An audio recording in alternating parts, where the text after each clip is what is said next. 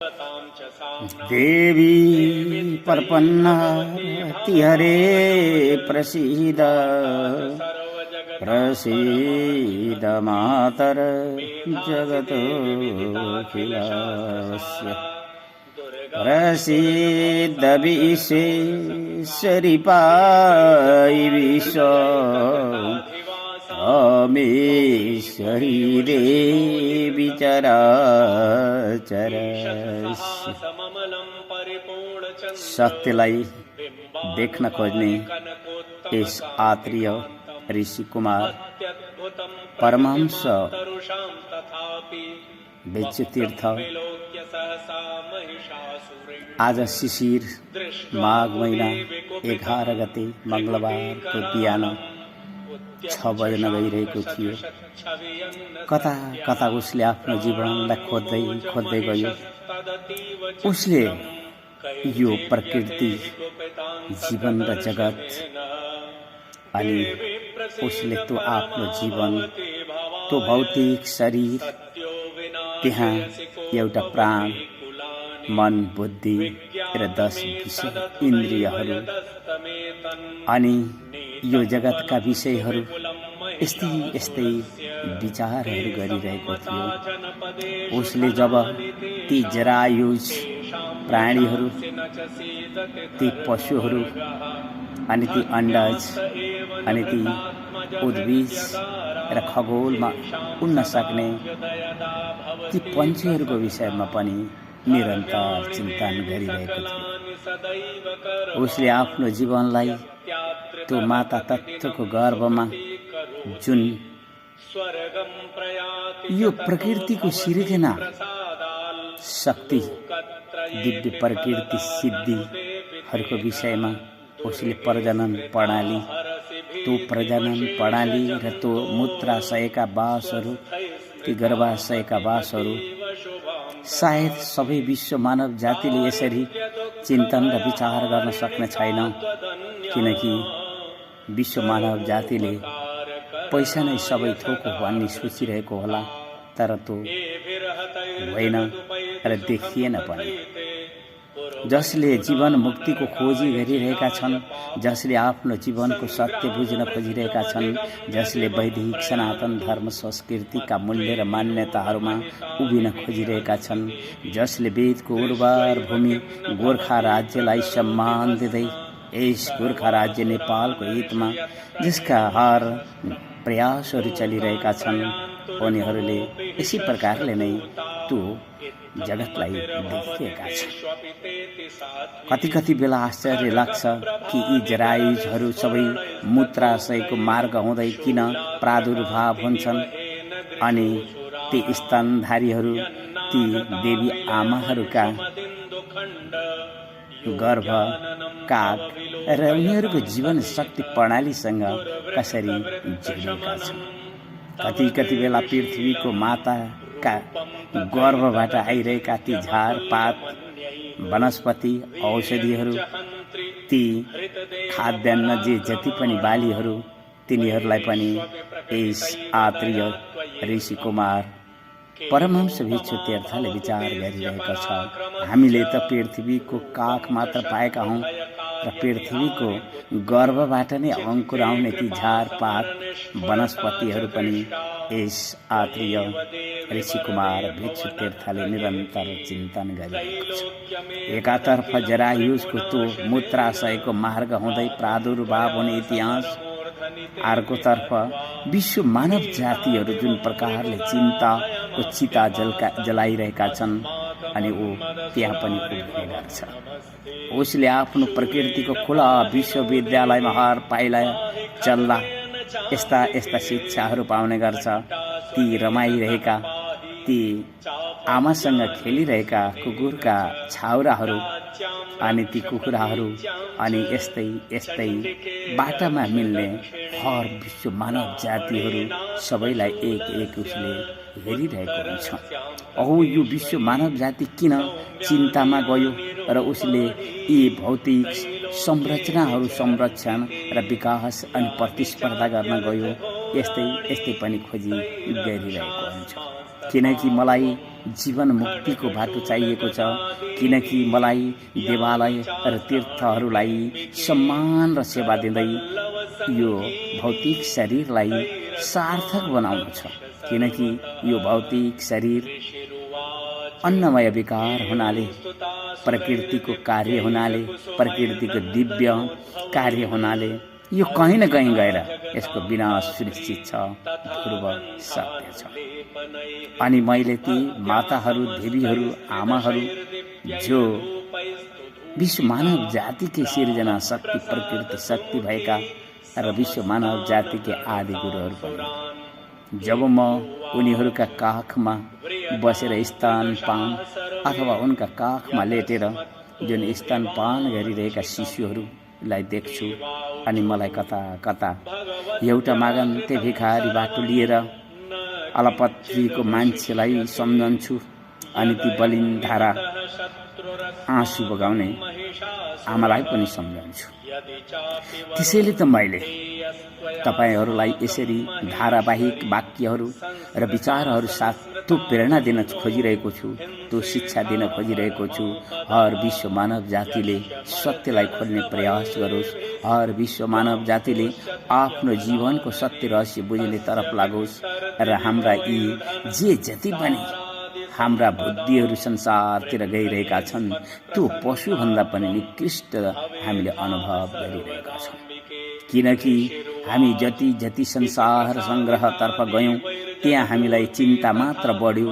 हामीले जुन प्रकारको सुख र शान्तिको अनुभव गऱ्यौँ भौतिक विषयहरूबाट, जुन प्रकारका हाम्रा यी 10 इन्द्रियहरूले र हाम्रो मन बुद्धिले अनुभव गर्यो, त्यो त केवल मुटे न्यानो मात्र अनुभव भयो। त्यही मुटे न्यानोमा जीवन बिताउनका निमित्त मानव जन्म त्यति महत्त्व देखिन मैले। त्यसैले त मैले कति बेला आफ्नो परिश्रमी जीवनहरू अनि आफ्नो एक्लोपना र एक्लो मागन्ते जीवनलाई ती माताहरूका वरद हातहरूमा नतमस्तक झुकेर आफूलाई कृतज्ञ र धन्य पनि सम्झन्छु, किनकि मैले ती माताहरूका आशीर्वाद र कृपा नपाएको भए सायद मेरो अलपत्र जीवन कता कता अलपत्रिरहने थियो। तर ती माताहरूले हर पाइला उनीहरू त्यसै गरी मलाई सुधार्नका निमित्त प्रयास गरे। ती हर वाक्यहरूले उनीहरूलाई मलाई यो प्रकृतिको विषयमा विचार गर्नका निमित्त प्रेरणा दिए र म आज यस प्रकारले बोल्ने सामर्थ्य पनि पाइरहेको छु। तपाईहरू मेरो वाक्यांशहरू सुनेर कति बेला हैरान पनि हुन सक्नुहुनेछ, किनकि हर विश्व मानव जाति आफ्नो कौतूहलपूर्ण यस जीवन रहस्यलाई पनि बुझोस् र सत्यलाई पनि पत्ता लगाउन सकोस्। आखिर त्यो चेतना आत्मशक्ति के थियो, आखिर त्यो प्राण के हो, आखिर त्यो मन बुद्धि 10 इन्द्रियहरूको विषयमा अध्ययन गरोस् अनि अन्तिममा गएर यो भौतिक शरीर र प्रकृतिको सम्बन्ध बुझोस् अनि उसले त्यो आमा र सन्तानको बीचको सम्बन्धलाई बुझोस् अनि हामीले विश्व मानव जातिलाई कसरी सुख शान्ति र संरक्षणको वातावरण दिन सक्छौं त्यो विषयमा पनि सोचिरहोस्। म जहाँ देवालय र तीर्थहरूका विषयहरू उठाइरहने गर्छु त्यहाँ तपाईँ सबैले यही कुरो बुझिदिनुहोला कि ती सबै एउटा धार्मिक शैक्षिक वातावरणका लागि अनुकूल हुनाले म त्यता गइरहेको छु र मेरी माको पनि त्यही इच्छा र विचारहरू छन् कि एउटा मानव जन्म पाइसकेपछि विश्व मानव जातिले आफ्नो मुक्तिको बाटो खोज्नेहरूले अवश्य हामीसँग भएका ती वैदिक शास्त्रहरू, हाम्रा ऋषिहरूका ती तपोमय विचारहरू, अहो मैले कुन बाटोबाट कहाँ पुगेछु र यहाँ आज यसरी वाक्यांशहरू बोल्न लागिरहेको छु। मलाई मेहनत गर्न निकै मन पर्ने हुन्छ र मेहनत गर्नदेखि म कहिले पनि डराइन।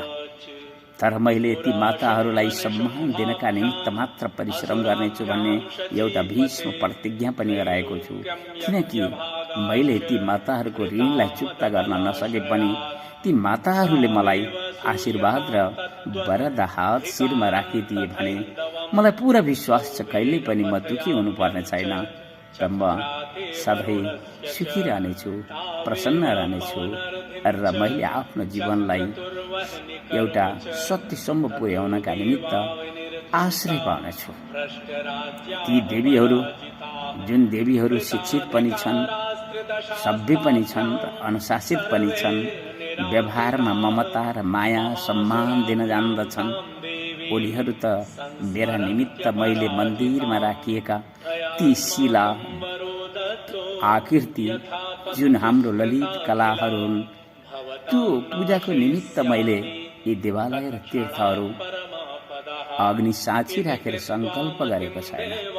मैले त एउटा धार्मिक शैक्षिक वातावरण बनाउने र त्यो विश्व मानव जातिहरूलाई म आफ्नो एउटा मानव शरीर, त्यो पनि आत्रीय ऋषि कुमार परमहंस जीवन पाएर मैले जे जस्ता वैदिक विज्ञानका प्रयोगहरू देख्न गइरहेको छु र देखि पनि रहेको छु र भोलिको इतिहासमा यस गोर्खा राज्य नेपाललाई मैले दिनुपर्ने योगदान भनेको यो गोर्खा राज्यको अव्यवस्थित शासन व्यवस्थालाई व्यवस्थित स्वरूप दिनु र जुन बहुदलीय राजनीतिको अत्यन्त पोरो विकृत र विसङ्गति वातावरणलाई,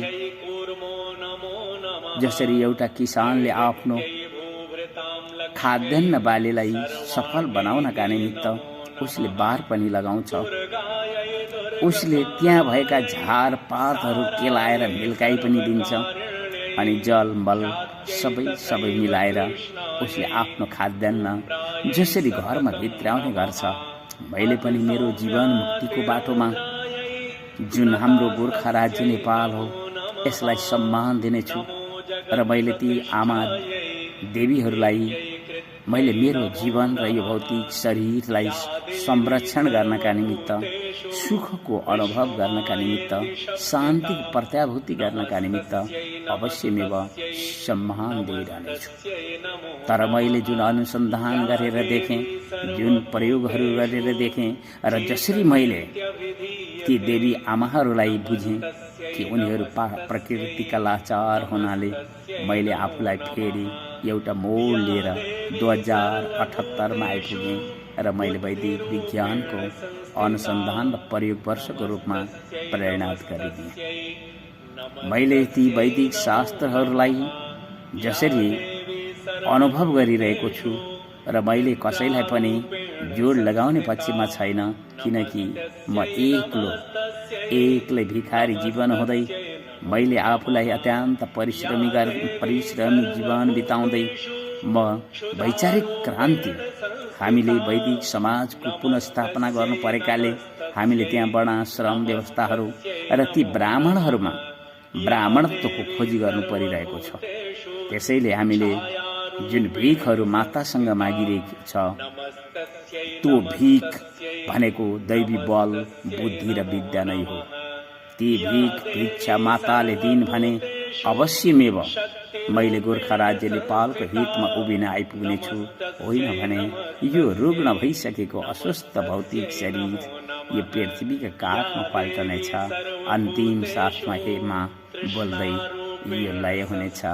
जसरी ती बत्तीहरू निभ्छन्, निभिएका बत्तीहरूलाई मैले टुलु हेरिरहेको छु र मैले त्यही अनुभव गरिरहेको छु कि म जगतलाई जान्न होइन, जगतमै रहेर त्यो जस प्रकारले हिलोमा रहने भ्याकुतो ती किराहरू र कमललाई मैले देखेको छु र गुण हुनेहरूले आफ्नो गुण धर्मबाट नै आफ्नो अस्तित्वलाई पाउने गर्छन्। ती कमलहरू, ती भ्यागुताहरू, ती किरा जला हिलोमा रहने रमाउनेहरू अनि कहिलेकाहीँ त्यही हिलोमा जाने सुँगुर। अहो, यो विश्व मानव कति चिन्तामा फसिरहेको छ, तर वो दिन रात त्यही हिलोमा गुडगुडाइरहेको छ, आफ्नो खाना खाइरहेको छ। न उसलाई कुनै ग्यास्ट्रिकको रोग छ, न उसलाई कुनै कोलेस्ट्रलको रोग छ, न उसलाई प्रेसरको रोग छ, न कुनै प्रकारका रोगहरू। अहो, ऊ त मनुष्यको लागि एउटा आहार बनेर अनि प्रसन्न हुँदै मानिसका पेटहरूमा जान पाएँ भनेर खुसी पो हुने गर्दछ। मलाई त्यस्तै पनि कति बेला लाग्ने गर्दछ। विश्व मानवले के बुझोस् भने हामीले हाम्रो जीवनको सत्य रहस्यलाई बुझ्नुपर्छ। विश्व मानव जातिले त्यो बुझोस् कि वास्तवमा यहाँ सत्य के हो। यो भौतिक जगत के हो, यो प्राण के हो, यो मन बुद्धि अनि 10 इन्द्रियहरू के हुन् एक केलाओस्। अनि त्यो प्रकृतिले किन यो जरायुज अण्डजलाई त्यो मूत्राशयको मार्गबाट नै प्रादुर्भाव गर्दैछ। अनि त्यो पृथ्वीमा को काखमा बसेर ती पृथ्वीको गर्भबाट आइरहेका ती खाद्यान्न, वनस्पति, फलफूल, झारपात यस्तै का विषयमा पनि हामीले निकै सोच्नु परिरहेको छ। हामीले पृथ्वी माताको काखमा बस्ने अधिकार पाएका छौँ, तर पृथ्वीको गर्भबाट आउनेहरूलाई त एकपटक हेरौँ, उनीहरूको तपलाई हेरौँ र उनीहरूको सहनशीलता हेरौँ। विश्व मानव जातिले पृथ्वी मातालाई गरिएको अन्याय र शोषणलाई हेरौँ अनि उसले जथाभावी यी पृथ्वी माताको खनिज खनेर जुन प्रकारले फलाम, कोइला, पेट्रोलियम पदार्थहरूलाई आफ्नो आर्थिक प्रतिस्पर्धाको बाटोमा उभिएर जुन प्रकारले दुरुपयोग गर्दै धुवा, धुलो, कार्बन ग्यासहरू उत्सर्ग गर्दै जलवायु प्रदूषणका साथमा जुन जलवायु परिवर्तन गरिरहेको छ, यो विश्व मानव जातिकै लागि अत्यन्त महँगो पर्न गइरहेको छ, अत्यन्त महँगो पर्न गइरहेको छ। त्यसैले त्यही हिलोमा खेल्ने भ्यागुताहरू, त्यही हिलोमा रमाउने ती किराहरू अनि त्यही हिलोमा निस्किएको कमल किञ्चन भएर उसले त्यस हिलोमा कुनै प्रकारको आफूलाई सङ्गत गर्दै आहा त्यो जीवन पनि त त्यहाँ त्यही हिलोमा नै रहेछ भन्ने मलाई लागिरहेको छ। त्यसैले त मैले एक्लो हुन नै प्रसन्न रहिरहेको छु। त्यसैले त म ती माताहरूका वरद हातहरूमा शिर नतमस्तक झुकाएर त्यो दैवी बल, बुद्धि र विद्या भीख मागिरहेको छु, भिक्षा मागिरहेको छु। त्यसैले त मैले आफूलाई मागन्ते र भिखारी भन्न बडो प्रसन्नता लाग्छ, किनकि मैले संसारका, यो जगतका, यो विश्व मानव जातिले जसरी आफूलाई आर्थिक सम्पन्नतातर्फ आफूलाई ठुलो अभिमान र घमण्ड गरिरहेको छ, जुन प्रकारले लोक शिक्षाहरूबाट आफूलाई घमण्ड गर्नेहरू छन्, उनका अगाडि त मैले मागन्ते र भिखारी नभनेर के भन्ने। त्यसैले त मैले आफूलाई हे माँ, मलाई यही मागन्ते भिखारी जीवनबाट नै जे जति पनि आफ्नो जीवनका उपलब्धिहरू मिले यसैमा प्रसन्न छु भन्दै बडो प्रसन्नताका हर्षका आँसुहरू पनि बगाउने गर्छु। आज मैले त्यो हिलोमा खेलिरहेका किराहरूलाई देखेर, त्यो हिलोमा रमाइरहेको भ्यागुतुलाई देखेर, त्यो हिलोमा रमाइरहेको सुँगुरलाई देखेर अनि त्यही हिलोमा फुलिरहेको कमललाई देखेर मैले आजको विचार वैचारिक यो भाषाहरू तपाईहरूसम्म पुर्याइरहेको छु। र अब म बिहानको कार्यहरू अझ तीव्र गतिमा जानुपर्ने हुनाले यी भाषाहरूलाई यतै रोक्छु। देवी प्रपन्नार्तिहरे प्रसीद प्रसीद मातर जगतोऽखिलस्य प्रसीद विश्वेश्वरी पाई विश्व अमेश्वरी देवी चराचरस्य। जाँदा जाँदै हर विश्व मानव जातिले अत्यन्त सावधान हुनुपर्ने स्थिति आइरहेको छ कि हर विश्व मानव जातिले पृथ्वी मातालाई सम्मान दियोस्, उनलाई संरक्षण गर्ने र प्रकृति सन्तुलन गर्नेतर्फ जनजागरण र शिक्षाहरू फैलाउँदै जाओस्। हर विश्व मानव जातिले यो विश्व मानव जातिलाई सिर्जना गर्ने ती देवी आमाहरूलाई सम्मान दिन सिकोस् र तिनलाई ती विश्व मानव जातिकै आदि गुरु हुनाले शिक्षित, अनुशासित र सभ्य वातावरण खोजी गरिरहोस् भन्दै मैले यो बाणीलाई यतै राख्छु। नारायणी नारायणी नारायणी हस् नारायण।